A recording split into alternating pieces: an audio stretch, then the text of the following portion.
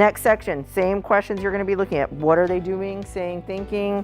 What does that tell you about them? And again, how is this different from what you saw before?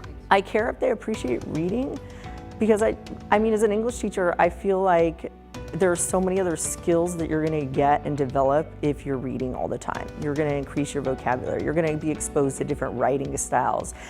You're going to see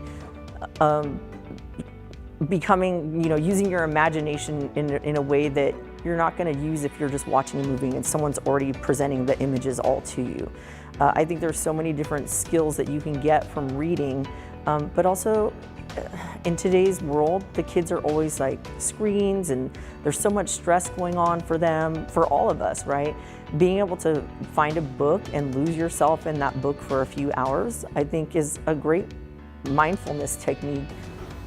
So that's always one of my biggest goals of the year, is that they walk away enjoying reading for fun. What are some of those differences that we're noticing? I don't think it's really easy to explain to someone what a teacher really does unless you're really a teacher. Like, until you've stood here and, dealt with hundreds of kids a day and planning and dealing with the best days and some more challenging days, and feeling like maybe I could have been a better teacher that day, or feeling like, hey, that was a great lesson, like everything worked out perfect. And then someone says thank you, or even says like today, like, bye, have a good day. It's just those little things that keep you going along the way. And I guess at the core, you just have to really believe that what you're doing is the righteous work. That could possibly work, but I'm just wondering. I think what I want people to know about most is just how important this job is to me and how dedicated I am to it. I would be a different person if I weren't a teacher.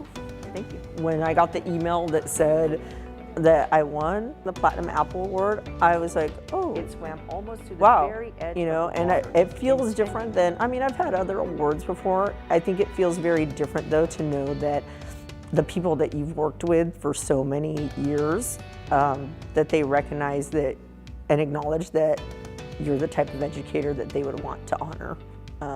So I think it feels a lot more powerful coming from all of the people here. And I've worked here with some of these people for over 20 years.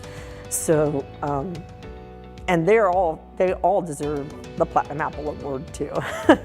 And so I'm just glad that they took the time to do the nomination, whether it would have been me or anyone else. And I hope that they'll continue to recognize each other, because I think that's one way when we're talking about how do we deal with the stress. And sometimes dealing with the stress is having your peers be there and have your back and recognize all of the things that you're doing, because a lot of times it can feel like no one sees the work that you're really doing.